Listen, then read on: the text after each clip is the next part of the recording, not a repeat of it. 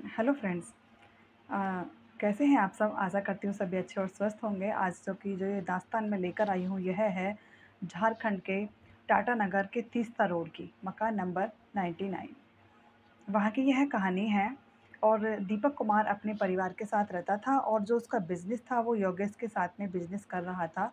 दोनों का बिज़नेस ठीक-ठाक चल रहा था, दाल-रोटी अपना आराम से खा रहे थे, सब कुछ ठीक था। तो इसी बीच एक दिन ऐसा होता है कि जो योगेश दीपक होता है वो अपने साले को बुलाता है और बुलाकर घर में जो मटन चिकन होता है उसकी दावत करता है। कहता है कि आज हम अपने घर में दावत कर रहे हैं क्योंकि अब 1 दिन बाद नवरात्रे शुरू हो जाएँगे और नवरात्रों में हम कोई भी ऐसा काम नहीं करते।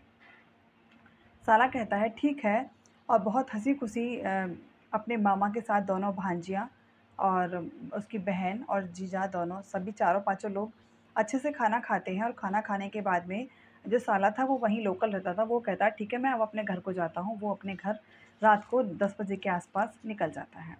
उनके जाने के बाद में जो बेटियाँ थीं वो अपने कमरे में सोने के लिए चली जाती हैं और जो उनकी मम्मी और पापा थे वो दोनों अपने कमरे में सोने के लिए चले जाते हैं। जाने के बाद लगभग 12 बजे दीपक की जो आँखें खुलती हैं, खुलने के बाद में वो अपनी पत्नी को देखता है, उसके सिर पर हाथ फेरता है और उसे बहुत प्यार करता है। प्यार करने के बाद में फिर वो जाता है, जाने के बाद में वो फ़ोन पर किसी व्यक्ति से बात करता है अपनी लॉबी में कि ठीक है, जो सामान तुमने भेजा है, वो सही है। और ऐसा कहने के बाद फिर वो वापस आता है और आने के बाद तो वो एक हथौड़ा अपने हाथ में लेकर आता है जो काफ़ी भारी था, बाहर से उठाकर लाता है और पत्नी के पास जाता है और 2 से 3 हथौड़े उसके सिर में मारता है। तो पत्नी बहुत तेज़ चिल्लाती है और चिल्लाने जब वो चिल्लाती है, तो वो तकिया उसके मुँह पर तब तक रख के रखता है जब तक कि उसकी जान नहीं निकल जाती है। जो पत्नी होती है, उसका नाम मीना होता है और जब वो मर जाती है, मरने के बाद वो सोफ़े पर जाकर बैठ जाता है। बैठने के बाद थोड़ी देर अच्छे से बैठा रहता है और बैठने के बाद फिर वो कहता है कि अब इन बच्चियों का भी क्या होगा? इनका भी कौन करेगा? फिर जाता है बेटियों के कमरे में और एक बेटी का नाम तो श्रावणी होता है, एक का होता है श्राणी। श्राणी और श्रावणी दोनों बेटियों के नाम थे। पहले वो अपनी बड़ी बेटी को मारता है, तो छोटी वाली बेटी देखकर एकदम चीख पड़ती है क्योंकि घर में कोई सुनने वाला तो था नहीं चीखें। वो चीखती है, पहले वो बड़ी को मारता है और फिर वो अपनी छोटी बेटी को भी हथौड़े से मार देता है। मारने के बाद में अपने हाथ-पैर धोता है, नहाता-धोता है और पूजा-पाठ करता है। करने के बाद में लगभग सुबह के 7 बज जाते हैं। 7 बजे वो फिर अपने साले के घर जाता है। साले के पास जाता है, जो साला था उसका आनंद, आनंद के पास बैठता है, चाय चाय वगैरह पी के वहाँ से आता है। फिर जो उसका दोस्त होता है किशोर, किशोर के पास जाकर कहता है कि आज शाम को तुम्हारी हमारे घर पे दावत है क्योंकि दावत में फिर तुम आओगे और आने के बाद में तुम्हें अच्छे से खाना खिलाया जाएगा। तब वो कहता है ठीक है, आज तुम्हारे घर पर खाना है तो मैं वहीं पर आ जाऊँगा। लेकिन जब वो घर पे जाता है, उस जाने के बाद सबको अपने साले से भी मिलाता है और अपने दोस्त को भी कह आता है, तो आने के बाद में फिर जो उसकी पत्नी होती है, जो खून से लथपथ थी, उसको वो चादर में लपेट रहा होता है। तो एक टीचर आती है जो उन बच्चों को पढ़ाती है, उसका नाम होता है रिया घोष। रिया घोष के साथ ही दोनों बेटियाँ स्कूल जाती थीं और स्कूल से आते वक़्त रिया घोष जो थी वो उनके घर पर होम ट्यूशन देने के बाद अपने घर पर चली जाती है। तो रिया आती है सुबह-सुबह, वो डोरबेल बजाती है तो कोई नहीं खोलता दरवाज़ा, तो वो खुद ही जाती है और जाने के बाद में अंदर घुसती है, तो वो देखकर एकदम हैरान रह जाती है कि जो दीपक था वो अपनी पत्नी को व्हाइट चादर में लपेट रहा था। जब वो रिया घोष को देख लेता है और बहुत तेज़ खड़ा होता है और दौड़कर दरवाज़ा बंद कर लेता है। दरवाज़ा बंद करने के बाद दोनों के बीच में काफ़ी हाथापाई होती है। होने के बाद फिर से वो रिया घोष को भी मार देता है। और रिया घोष को जब घसीट कर ले जा रहा था, तो रिया घोष के जो कपड़े थे वो अस्त-व्यस्त हो गए थे। फिर उसको दिमाग में एक शैतानी इंसान जाग उठता है और जागने के बाद फिर वो रिया घोष के साथ में बहुत बर्बरता के साथ मरी हुई रिया घोष के साथ में फिर वो उसका रेप करता है। करने के बाद फिर वो ये सोचता है कि मैंने शाम को अपने मित्र योगेश को इनवाइट किया है, उसके आने से पहले मुझे सारा कुछ सँभालना होगा। अब उसके बाद में फिर वो अपनी दोनों बेटियों को कपड़े में लपेट के देता है, बाँधकर उस कमरे का ताला बंद कर देता है। फिर जिसमें उसकी पत्नी थी उसको भी ताले में बंद कर देता है और रिया घोष को जो बेड था, बेड का बॉक्स था उसमें वो तोड़-मरोड़ करके डाल देता है।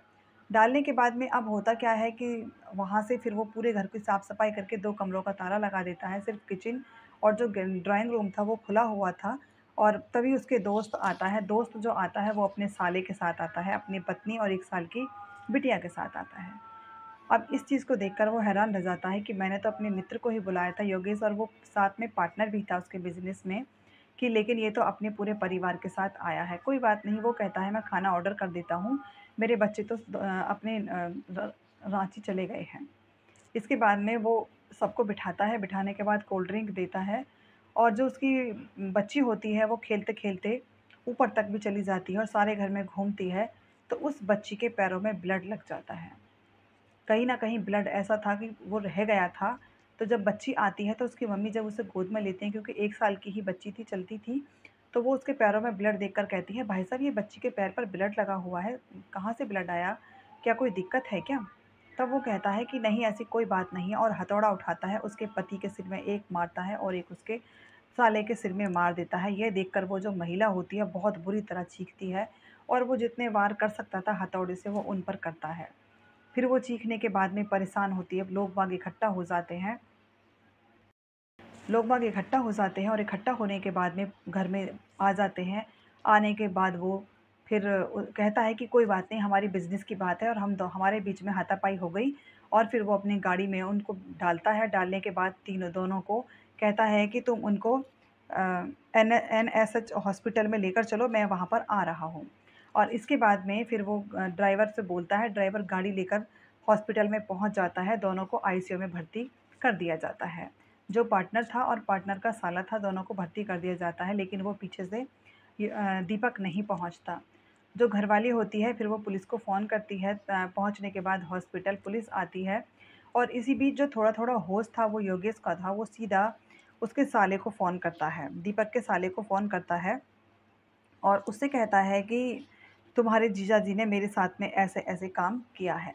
अब आनंद ये सब बातें सुनकर शॉक्ड रह जाता है कि मेरे जीजा ने ऐसा क्यों किया है? फिर वो अपने दिमाग में सोचता है, अगर बच्चे घर पर नहीं थे, तो वो बताते हैं कि बच्चे भी घर पर नहीं थे, बीवी भी घर पर नहीं थी, कि अगर बच्चे और बीवी घर पर नहीं थे, तो फिर ये पार्टी के लिए इन्हें क्यों बुलाया? और अगर बच्चे-बीवी गए हुए थे तो मेरे घर आए थे, मुझे क्यों नहीं बताया? उसके दिमाग में सवाल चलने लग जाते हैं, वो परेशान हो जाता है और दौड़कर घर जाता है, सारे ताले तोड़ता है, तोड़कर देखता है, चीखता है, चिल्लाता है, अपने सिर को दीवारों में दे देकर मारता है, क्योंकि अपनी भांजियों से वो बहुत प्यार करता था। और इसके बाद वो रोने लगता है, पुलिस को फ़ोन करके तब बुलाता है। और पुलिस आती है और आने के बाद पोस्टमार्टम के लिए उन्हें ले जाती है। अब जो रिया घोष थी उसके पेरेंट्स का भी यही था कि वो दोनों बच्चियों को लेकर जाती थी दीपक के, तो जब बच्चियाँ अगर गई हुई थी तो बताया क्यों नहीं कॉल पर? रिया के माता-पिता जो होते हैं वो भी रो रहे थे, चीख-चिल्ला रहे थे कि हमारी बेटी का भी कुछ पता नहीं है। लेकिन जब आनंद ने वहाँ जाकर देखा तो उसकी भांजियाँ और बहन की तो डेड बॉडी मिल जाती है, लेकिन अब ये था कि रिया घोष कहाँ हैं? फिर वो दूसरे कमरे में जाकर देखता है तो बेड का कोना उठा हुआ था, तब वो जाकर देखता है तो वहाँ रिया घोष रहती है, जिसके साथ में ये पता चल रहा था कि इसके साथ में कुछ गलत भी हुआ है। सभी को पोस्टमार्टम के लिए भेज दिया जाता है और क्या कहते हैं, दीपक की खोजबीन शुरू हो जाती है, लेकिन दीपक का कहीं अता-पता नहीं चलता कि दीपक कहाँ पर चला गया है। काफ़ी मशक्कत के बाद में फिर दीपक को ढूँढा जाता है। दीपक जब मिलता है और मिलने के बाद में जब उसको पकड़ा जाता है तो उससे पूछा है कि तुमने इतना घिनौना कृत्य क्यों किया? ये इतना घिनौना अपराध क्यों किया? तब दीपक बताता है कि मेरे ऊपर मेरे पार्टनर ने लगभग 10 लाख का कर्ज़ा कर दिया था और जिसको लेके मैं बहुत ज़्यादा परेशान रहता था। उसके बाद मैंने फिर अपना और अपने परिवार को ख़त्म करने की सोची और इस तरह से फिर मैंने अपनी पत्नी को मार दिया। अपनी बेटियों को फिर मैंने सोचा था नहीं मारूँ, लेकिन फिर मैं सोच रहा था कि अपनी पत्नी को और अपने पार्टनर को मारने के बाद तो मुझे जेल होनी तय है, और अगर मुझे जेल हो जाएगी तो मेरी बच्चियों का सहारा कौन बनेगा? फिर मैंने अपनी बेटियों को भी मार दिया। इतना निर्दयी कोई पिता कैसे हो सकता है जितना निर्दयी इस पिता ने किया, इस पति ने किया। लेकिन आज के समय में, आज के टाइम में तो ये घटनाएँ इस तरह की आम हो रही हैं, क्योंकि पता ही नहीं चलता इंसान के दिमाग में कब शैतानी चीज़ें आ जाएँ। अगर बिज़नेस में मुनाफ़ा होता है तो नफ़ा-नुकसान तो देखिए जीवन में चलते ही रहते हैं।